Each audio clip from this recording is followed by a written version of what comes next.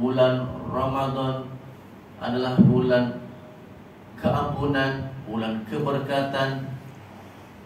Di dalamnya disebut bulan amal ibadah, bulan sedekah, bulan tadarus.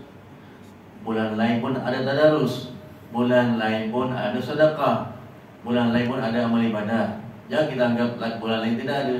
Cuma dalam bulan Ramadan kita menambah nilai, mempertingkatkan lagi amal ibadah kita, sedekah kita, tadarus kita, supaya mudah-mudahan momentum yang kita lakukan dalam bulan Ramadan ini kita boleh lakukan seterusnya pada 11 bulan yang akan datang. Alangkah ruginya kalau dalam bulan Ramadan ini pelaksanaan kehidupan kita macam bulan-bulan yang biasa, tidak mengambil peluang kelebihan yang ada dalam bulan Ramadan. Sebab tu kadang-kadang ada orang dia kata sama je, Ramadan tak Ramadan sama je, apa yang dia buat, dosa yang dia buat tetap berterusan. Cuma mungkin pada bulan Ramadan tak makan, tak minum, tapi yang lain sama je, tak ada perubahan, rugi. Maksudnya inilah waktunya disebut sebagai bulan pendidikan, bulan untuk kita didik diri kita, tarbiyah diri kita. Mudah-mudahan kita boleh teruskan momentum ini pada bulan yang akan datang, 11 bulan yang akan datang. Kita tak mahulah sampai pada hari raya pertama hilang, berubah 360 darjah. Alhamdulillah dalam bulan Ramadan boleh konsisten, boleh istiqamah tadarus, boleh istiqamah qiyamul lail, boleh istiqamah tarawih. Masuk 1 Syawal hilang terus radar, tak dijumpai. Mulalah keluar iklan, jemaah kami dah pun hilang, tak tahu dah ke mana. Bila dilihat pada 1 Syawal ketika solat hari raya itu terakhir, bila nak jumpa lagi, mungkin Ramadan akan datang baru kita jumpa lagi. Boleh jalan begitu. Mungkin kita tidak boleh mengekalkan 100%, tapi sekurang-kurangnya mungkin 90%, 80% kita cuba kekalkan seperti mana kita lakukan dalam bulan Ramadan.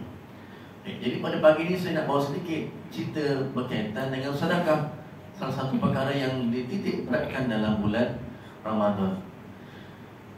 Seperti mana saya sebut dalam ayat di pembukaan tadi, saya ambil daripada surah Al-Baqarah ayat 261 yang bermaksud bandingan derma orang-orang yang membelanjakan hartanya pada jalan Allah ialah sama seperti sebiji benih yang tumbuh menerbitkan 7 tangkai.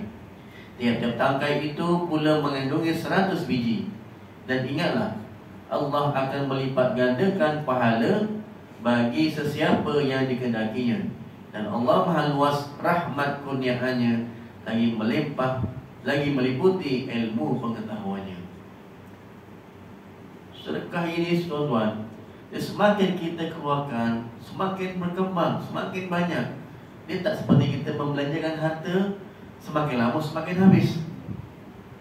Waktu disebutkan dalam ayat ini, di mana satu sebiji benih menumbuhkan 7 tangkai. Daripada 7 tangkai itu menerbitkan 100 lagi biji benih setiap tangkai. Dia terus berkembang, terus berkembang. Kalau tuan-tuan ambil pokok ubi tuan-tuan, satu pokok tuan-tuan potong 10, potong dalam mungkin 12 inci, tuan-tuan tanam 10 tu, semua akan tumbuh 10 tu. Bila dah tinggi tuan-tuan 10 tu, tuan-tuan potong setiap pokok 10 tu, 10 potong lagi. Jadi berapa? 10 potong 10, 100 lah. Tanam 100. Dah tinggi semua 100, tuan-tuan potong lagi 10 setiap 100. Tanam. Jadi berapa? 10,000. Betul ke? Matematik saya ni. 100 pokok dipotong 10, 10,000 lah. Itulah berkembang terus hasil sedekah kita, derma kita dengan niat ikhlas pada Allah SWT, dan itu sebagai saham-saham akhirat kita nanti insya-Allah, tuan-tuan. Tok guru saya kata, kalau orang sedekah ni, dia macam orang buang air besar. Dia dah sedekah, dia tak fikir dah. Serah terus pada Allah Ta'ala. Kalau kita dah fikir lagi yang kita beri tu, kenapa bagi makin kurang lagi. Itu bila keluar jalan, tabung bergerak tu, kat poket ada RM5 dengan RM50. 50 besar sangat pula. Adalah RM5. Nak bagi RM5, orang sebelah bagi RM10. Malu pula dia bagi RM50. Tapi dia fikir je, berjalan dia fikir, tadi patut RM5, kenapa bagi RM50? Fikir tak habis-habis. Dia jalan, dia tengok je tu. Benda dah bagi, serah. Tak payah difikirkan lagi, insya-Allah. Sebab disebutkan sedekah ini satu perkara yang tidak akan memiskinkan kita. Sedekah tidak mengurangkan harta, maka dia menambah lagi keberkatan dan harta kita. Seperti mana disebut dalam sebuah hadis daripada Abu Hurairah radhiyallahu anhu, berkata bahawa Rasulullah sallallahu alaihi wasallam bersabda yang bermaksud, sedekah tidak mengurangkan harta. Allah tidak melebihkan seseorang hamba dengan kemaafannya, melainkan kemuliaan, dan tidak merendahkan diri seseorang melainkan Allah mengangkatkannya. Hadis riwayat Imam Muslim, Ad-Darimi dan Imam Ahmad. Jelas disebut sini, sedekah tidak mengurangkan harta, bahkan dia menambah lagi harta, membersihkan lagi harta, mensucikan lagi harta yang ada pada kita. Seperti mana yang Allah sebut dalam Al-Quran, A'udzubillahi syaitanirrajim, khudh min amwalihim sadaqatan tutahhiruhum wa tuzakkihim biha. Ambillah daripada harta mereka sebagai sedekah. Dimaksudkan sedekah dan juga zakat. Untuk apa? Litutahhiruhum wa tuzakkihim, untuk membersih dan menyucikan harta mereka. Jadi kita keluarkan harta kita, sedekah kita, infak harta kita, itu sebenarnya membersihkan lagi harta kita. Sebab apa tuan-tuan? Sebab kita kena ingat, dalam harta kita ada milik orang lain. Dalam harta kita tidak semua milik kita. Jadi kita keluarkan sedikit. Mungkin kita boleh simpan semua, tak nak keluarkan, ini semua harta aku semua. Mungkin Allah akan keluarkan harta kita secara tanpa kita sedari, dengan jalan-jalan yang kita tak sangka. Tahu-tahu habis saja duitnya, hilang saja hartanya. Sebab apa? Sebab tidak ada keberkatan. Dengan kita keluarkan, insya-Allah Allah tambah lagi harta kita dengan jalan-jalan yang tak disangka, rezeki-rezeki yang tak diduga kita akan dapat. Kita ni tuan-tuan bekerja hari-hari, bukanlah robot yang boleh 100% kerja kita efisien. Kita kadang-kadang tak ada mood, kerja kita tak begitu bagus. Kadang-kadang kita datang lewat, kadang kita balik awal. Tetapi gaji kita dapat setiap bulan tuan-tuan, 1 sen pun tak potong. Tak tahulah kalau tuan-tuan ada di sini, boleh declare dengan bos, bos saya bulan ni 3 kali datang lewat 5 minit, potong sikit gaji saya. Bos, bulan ni saya ada balik awal 10 minit 3 kali, potong gaji saya. Ada begitu kan? Tuan-tuan ada buat begitu? Memang pekerja paling bagus lah kalau buat begitu. Kita tahu kadang-kadang kita ada kekurangan dan sebagainya.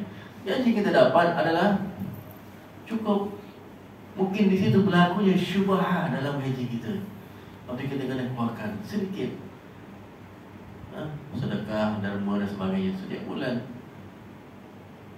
Kalau tabung setiap malam Jumaat, tabung hari Jumaat, keluarkanlah sedikit, keluarkan sebagai satu proses membersih dan menyucikan harta kita. Tuan-tuan sedang hadirin, muslimin, mukminin yang dirahmati Allah Subhanahu wa taala.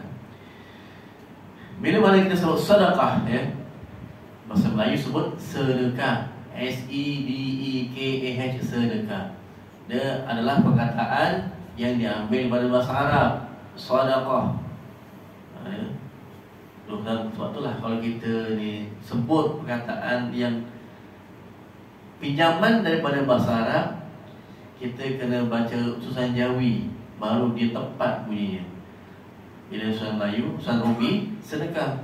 Bila susunan Jawi, dia sad, dal, qaf, ta marbutah, automatik kita akan bunyi sedekah. Ya. Tu kadang saya panggil anak murid, Syahrul Nizam. Ustaz, Syahrul Nizam. Syahrul Nizam. Apa jadi Zam pula? Susunan Jawi kamu nama apa? Za ke Zai? Za. Za bunyi za ke Za? Ada pun tadi yang. Sebab itu kataan tu kalau kita baca dalam susunan Jawi dia lebih tepat. Yang pernah saya kena bila baca khutbah teks Rumi, jadi kita tak tahu kat mana kadang-kadang yang bacanya itu ada panjang pendek. Ahli sunnah wal jamaah, ahli sunnah wal jamaah, ejanya sama, J-A-M-A-A-H, jamaah. Bila kita bunyi ahli sunnah wal jamaah, rupanya saya kena tegur. Yang panjang jaga mah, ejaan Jawinya macam mana? Jim, mim, alif, ain, ta, marbutah. Jadi yang panjang ma, saya baca ja. Jadi betul ke salah? Salah lah segi kaedah bacaan. Yang sebenarnya kalau ikut susunan Romi betul lah, ikut susunan Jawi dia kurang tepat. Ini kadang untuk transliterasi lah, untuk sebutan yang sebenarnya. Tapi tak ada masalah lah. Baik, sedekah ni tuan-tuan dari segi maksud diambil pada kata terbitan shadiqah, iaitu benar. Apa kaitan benar dengan sedekah? Dalam syarak adalah pemberian suatu kepada orang yang memerlukan dengan suatu tujuan mahu mendekatkan diri kepada Allah Subhanahu wa taala. Maknanya maksud asal sedekah ini tuan-tuan, hendak taqarrub ila Allah, mendekatkan diri pada Allah Ta'ala. Dengan keadaan asasnya kita beri dengan ikhlas, kita beri sesuatu yang bermanfaat dan kepada pihak yang benar-benar memerlukan. Jika tidak cukup syarat itu, mungkin pemberian itu, sedekah itu akan menjadi mungkin yang lain. Contoh, saya bagi contoh ya tuan-tuan. Dia pemberian juga, tapi bukan masuk sedekah, mungkin akan jadi rasuah pula. Contoh, ya, bagi sesuatu untuk mendapatkan kepentingan peribadi, dan bagi sesuatu untuk kita dapat tender contohnya. Adakah itu dikira sedekah? Memberi juga, tetapi dengan keadaan kepada bukan yang benar-benar memerlukan. Ada dulu saya pernah sebab keluarga saya ada saudara dia, kerjanya dia memang ada di bawah company cat.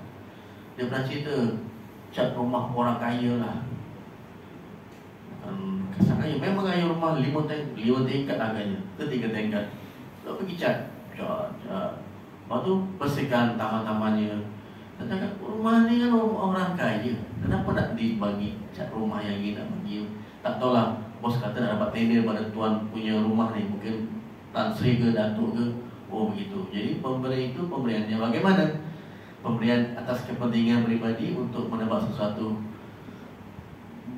balasan atau imbalan.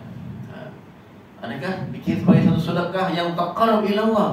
Mungkin tidak begitu tepat. Maksud sedekah di sini ialah memang pihak itu memerlukan, fakir miskin. Contoh, tak cukup apa? Tak cukup makanan, tak cukup duit. Kita beri makanan dan duit dengan niat untuk mendapat keridhaan Allah Subhanahu wa taala. Baru benar-benar bersedekah.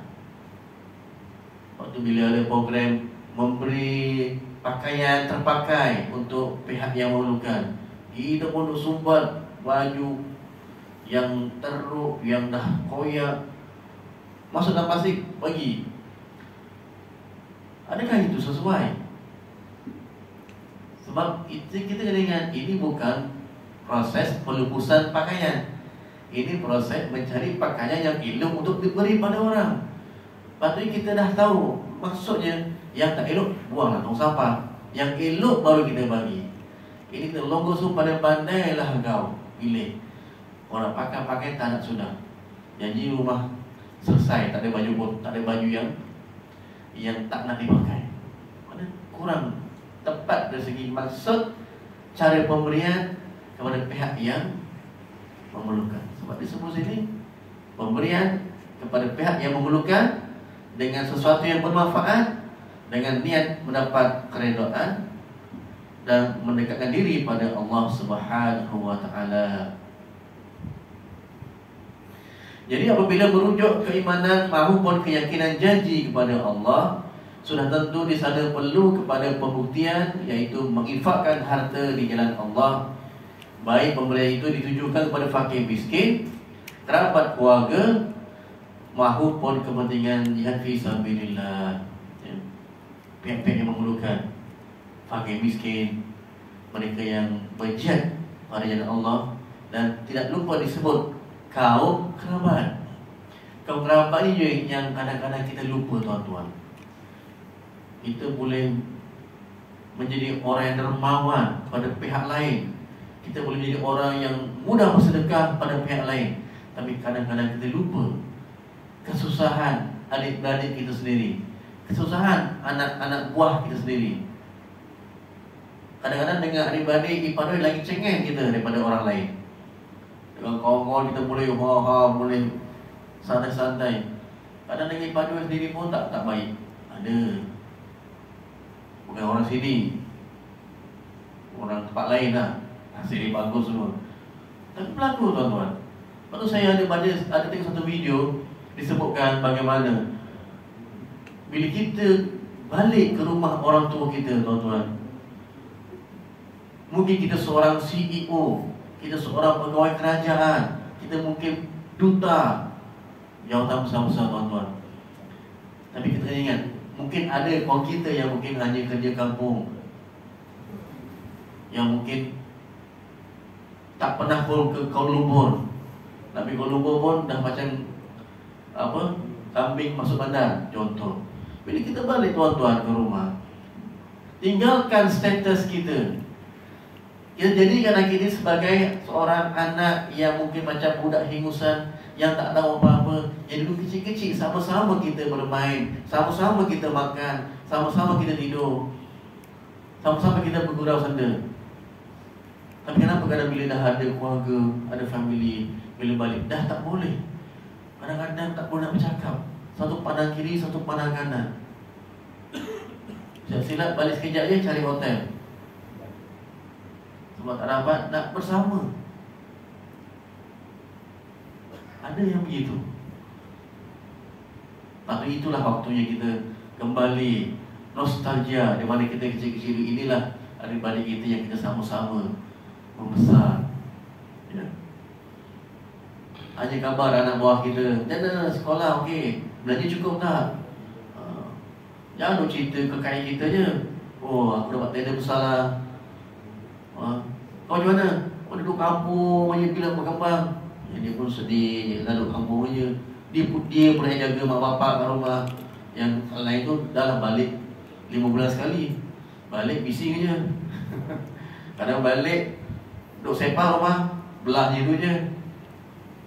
Kita nampak macam tak ada apa-apa, sekadar duk balik.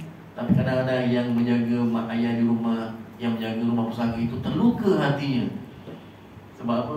Sebab tidak ada kesepakatan, kesefahaman yang sepatutnya dibina atas nama adik-beradik.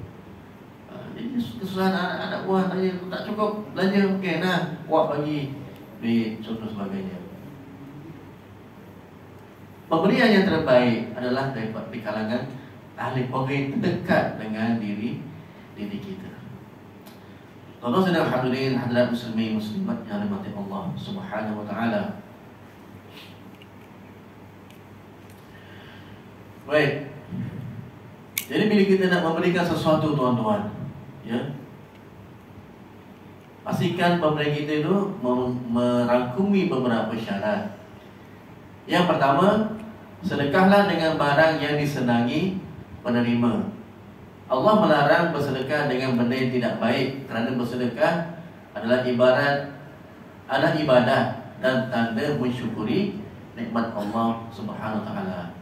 Ini benda yang senang diterima. Maksudnya tadi lah, dia memerlukan pakaian, kita bagi pakaian yang elok. Dia memerlukan duit, kita bagi duit.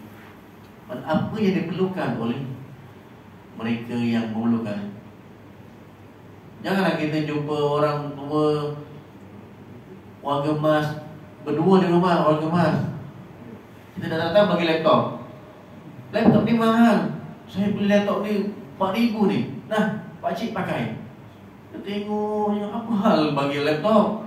Memang laptop ni mahal, tapi adakah perlu pada kami yang warga emas ni, lagi bini? Tak perlu. Baik, gantikan dengan duit 4,000, baru bermanfaat. Itu disebut sini barang yang bermanfaat pada pihak yang memerlukan. Setiap orang keperluannya berbeza. Kalau dia ada anak atau cucu ke yang sedang belajar, it's okay, benda tu boleh digunakan. Kalau dia berdua ya, tak ada guna benda tu, dia tengok yang laptopnya, tak diperlukan. Yang pertama. Yang kedua, sesuatu yang disedekahkan ialah yang halal, bukan haram atau syubhah. Bukan untuk curi barang, dia sedekah. Niat dia bagus sedekah, tapi hasil daripada harta curi, tak boleh juga. Ini macam kerja Robin Hood lah. Robin Hood ni kerjanya untuk mencuri, tapi niatnya bagus, nak bagi sedekah pada jiran-jiran, pada orang keliling. Al-ghayatu la tubarrirul wasilah. Ini salah satu qaid fiqhiyah, iaitu matlamat tidak menghalalkan cara. Matlamat kena baik, cara pun kena baik. Kalau matlamatnya bagus, caranya tak bagus, tak boleh juga. Caranya bagus, matlamatnya tak bagus, pun tak jadi juga. Dia kena matlamat dan caranya adalah cara yang adalah benda yang baik kedua-duanya. Ketiga, sunat bagi pemberi sedekah atau penerima bersedekah dan menerima daripada benda yang disukai, disayangi, sama ada sedikit atau banyak. Ini yang kadang-kadang sukar ni nak dibuat. Sedekah sesuatu benda yang kita masih suka, sayang. Ada berani ke? Sayang betul benda ni, lagi sayang lagi kita bagi ke orang. Tak boleh kita. Kita biasa bagi yang dah recycle, benda yang kita mungkin dah tak mau pakai, ataupun benda ni masih okey, boleh pakai lagi, cuma tak apalah, ada orang memerlukan, kita masih mampu boleh beli lebih baik pada itu, yang lebih baru, sampailah. Cuma kalau janganlah benda yang dah langsung kita tak guna, dah macam sisa betul. Apa yang kita beri, benda tu masih baik, dan kita pun semuanya masih ada perasaan sayang benda tu, tapi boleh dimanfaatkan oleh pihak yang lebih memerlukan. Keempat, bersedekah dengan disertai dengan perasaan ikhlas, bukan mengungkit, merungut, membidas, menyakiti hati orang yang menerima, kerana perbuatan ini haram dan merosakkan amalan bersedekah. Ini satu. Diberi sampai masa ungkit balik. Kau dulu kalau tak aku bagi, tak ada apalah kau hidup macam sekarang ni.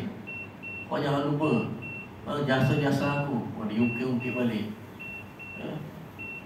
Kalau orang yang baik, insyaAllah dia akan menghargai pemberian dan dia akan balas perbuatan baik kita, insyaAllah. Ya.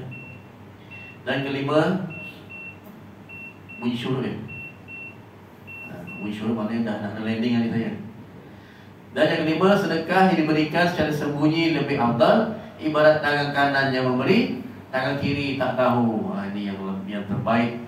Ya, beri kadang-kadang yang sembunyi, yang orang tak nampak, tahu-tahu dia dah bagi. Ada kes-kes dia bagi bantuan, tak tahu pun. Bila dah meninggal baru cerita, Dulu sepanjang dia hidup, dia bagi kami, bantu kami rumah ini, anak yatim ke rumah orang tua. Baru tahu ceritanya. Allah betapa. Selama dia hidup tak pernah pun orang tahu. Isteri sendiri pun tak tahu apa yang dia buat. Bila dia meninggal baru tahu. Ini satu sumbangan yang begitu baik, yang sampai orang siapa pun tak tahu, melainkan pihak yang menerima sahaja yang tahu. Mudah-mudahan Allah memberkati pemberian tersebut.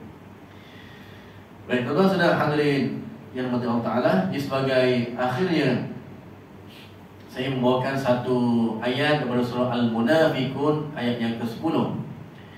A'udzu billahi minasyaitonir rajim. Wa anfiqu mimma razaqnakum min qabli an ya'tiya ahadakumul maut فيقول ربي لولا أخرتني إلى أجل قريب فأصدق وأكن من الصالحين.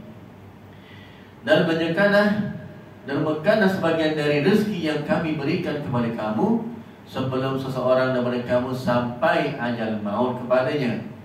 Kalau tidak, maka pada saat itu akan merayu dengan katanya, wahai Tuhanku, alangkah baiknya kalau engkau lambatkan kedatangan ajal matiku ke suatu masa yang sedikit sahaja lagi. Supaya apa? Supaya aku dapat bersedekah dan dapat pula aku menjadi dari orang-orang yang soleh. Dia tak maulah begini. Semasa ada kesempatan hidup ini, inilah waktunya kita nak bersedekah. Tak perlu tunggu nanti dulu, next year, coming soon. Sebab kita tak tahu bila kita akan mati. Tak sempat bersedekah, kita pergi dulu, kita mati dulu. Tak mahu seperti ayat tadi, bila dah mati baru dia menyesal. Barulah, kenapalah tidak dilanjutkan lagi usiaku pada satu masa yang sedikit lagi. Untuk apa? Untuk supaya aku dapat bersedekah. Dulu dibagi umur yang panjang, kau tak nak sedekah. Dibagi rezeki yang banyak, kau tak nak sedekah. Diberi kemampuan, kau tak nak sedekah. Dah mati macam ni, baru minta kenapalah tak dilanjutkan lagi supaya aku dapat bersedekah. Dah terlewat ketika itu. Waktu nak buat kebaikan, bila? Sekarang. Jangan nanti dulu, tangguh dulu. Sebab kematian itu datang tanpa diduga, hari tidak diundang. Idza jaa ajaluha la yastakhiruna sa'atan wa la yastaqdimun. Kalau sampai ajal maut seorang daripada kamu, maka tidak cepat sesaat, tidak lambat sesaat, langsung malaikat cabut nyawa kita. Dalam keadaan apa kita sekalipun, kita sedia ke tak sedia ke, kalau itu waktunya akan dicabut nyawanya. Wallahu a'lam. Mudah-mudahan sedikit kongsi kita pada pagi ini yang memberi manfaat kepada diri saya juga tuan-tuan, untuk kita menambah nilai diri kita, terutama pada bulan Ramadan ini yang dah kita berada di hujung Ramadan tahun 2025 ini, ya. Masih berkesempatan untuk mungkin hari ini bersedekah masa bulan Ramadan. Jika ada yang mungkin belum bersedekah lagi, belum infakkan sebahagian daripada harta kita, masih ada lagi, insya-Allah, ya. Mudah-mudahan Allah berikan umur yang panjang, rezeki lagi kita jumpa Ramadan pada tahun hadapan, insya-Allah. Wallahu a'lam. Yang baik pada Allah SWT. Di lemah saya sendiri, saya akhiri bacaan tasbih kafarah dan surah Al-Asr. Subhanakallahumma wa bihamdihi, subhanakallahumma wa bihamdika, asyhadu an la ilaha illa anta, astaghfiruka wa atubu ilaik. Bismillahirrahmanirrahim. Wal 'asr. Innal insana lafi khusr illa alladhina amanu wa 'amilus salihati wa tawasaw bil haqq وتواصوا بالصبر. صدق الله العظيم. آخر الكلام، والسلام عليكم ورحمة الله تعالى وبركاته.